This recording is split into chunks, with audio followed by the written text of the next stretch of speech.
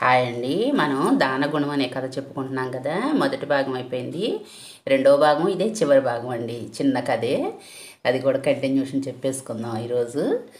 ఇంద్రగారిని ఎంతవరకు వచ్చిందంటే అండి, ఆ వృద్ధాశ్రమానికి వెళ్తాడు కదా మన ఎవరు, ఈ భూషణం వెళ్తాడు. రమణయ్య నా ఊరు వాళ్ళంతా పిసినారి అని తిట్టుకుంటూ ఉంటారు కదా. కానీ ఇక్కడే ట్విస్ట్ ఉంటుందండి, చూడండి ఇప్పటి నుంచి. ఏ రమణయ్య, ఏదో పనిపెడి ఇక్కడికి వచ్చినట్లున్నావు అని పలకరించాడు భూషణం. మీరేమిటయ్యా ఇక్కడికి వచ్చారు అడిగాడు రమణయ్య. నాన్న పేరు మీద ఇక్కడ ఒక పూట అన్నదానం చేయాలని వచ్చాను గర్వంగా చెప్పాడు భూషణం. అంతలో ఆశ్రమ నిర్వాహకుడు అక్కడికి వచ్చి, అయ్యా ఈయనే ఆశ్రమ వ్యవస్థాపకులు, మా యజమాని అని రమణయ్యను చూపిస్తూ చెప్పాడు. ఆశ్చర్యంతో భూషణానికి నోట మాట రాలేదు. నిజమా అన్నట్లు రమణయ్య వైపు చూసి, అయ్యా నాకొక సందేహం, ఊరిలో ఉత్సవాలకు అడిగితే ఏనాడు మీరు ₹1 కూడా చందా ఇవ్వలేదు, ఎవరడిగినా అప్పు ఇవ్వరు, ఎందుకు అన్నాడు. రమణయ్య చిరునవ్వుతో, మన ఊరిలో కూటికి గుడ్డకు లోటున్నవారు ఎవ్వరూ లేరు, నేను అప్పు ఇవ్వకున్నా ఎక్కడైనా తెచ్చుకోగలరు, ఉత్సవాలకు చందాలు ఇచ్చేవారు చాలామంది ఉన్నారు, నేను ఇవ్వనంత మాత్రాన కార్యం ఆగిపోదు, మానవ సేవే మాధవ సేవగా భావించి ఆశ్రమాన్ని స్థాపించి నా సంపాదనను ఆశ్రమం నిర్వహణకు ఉపయోగిస్తున్నాను చెప్పాడు రమణయ్య.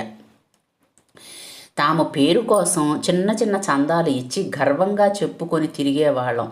రమణయ్య వికలాంగులను అనాథ వృద్ధులనే కాక కని అల్లారు ముద్దుగా పెంచి పెద్ద చేసిన తల్లిదండ్రులను బరువని పిల్లలు వదిలేస్తే వారిని చేరదీసి 3 పూటల భోజనం పెట్టి అన్ని వసతులు కల్పించి ఆదుకుంటున్నాడు. ఏనాడు తాను చేస్తున్న పని గురించి ఎవ్వరితోనూ చెప్పుకోలేదు. నిజమైన దానగుణం ఇదే కదా అనుకుంటూ 2 చేతులు జోడించి రమణయ్యకు నమస్కరించాడు భూషణం. నిజమే కదండి.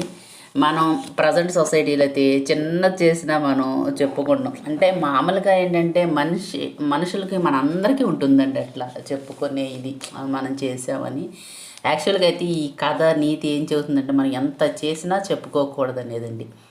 బాగుందండి, చిన్న కథ అయిన కథ. అవును కదా. ఆయన ఏంటి ఊళ్ళో ఎవ్వరికీ ఇవ్వట్లేదు, ఊరు అందరూ తిట్టుకున్నారు. కానీ ఆయన వెనక ఎవ్వరికీ తెలియకోకుండా ఇంత ఆశ్రమాన్ని నడిపి అది ఎవరికీ తెలియదు. చూసా అదేనండి, మనం అంటండి కుడి చేతితో చేసేది ఎడం చేతికి తెలియకూడదు, ఎడం చేతితో చేసి కుడి చేతికి తెలియదు. పెద్దల నుంచి వచ్చిందే కదా, మన అందరికీ తెలిసిందే. కానీ అప్పుడప్పుడు మనం ఇలా రిమైండ్ చేసుకుంటూ ఉండాలండి. ఏంటంటే మనం మర్చిపోతుంటాం మళ్ళా కదా.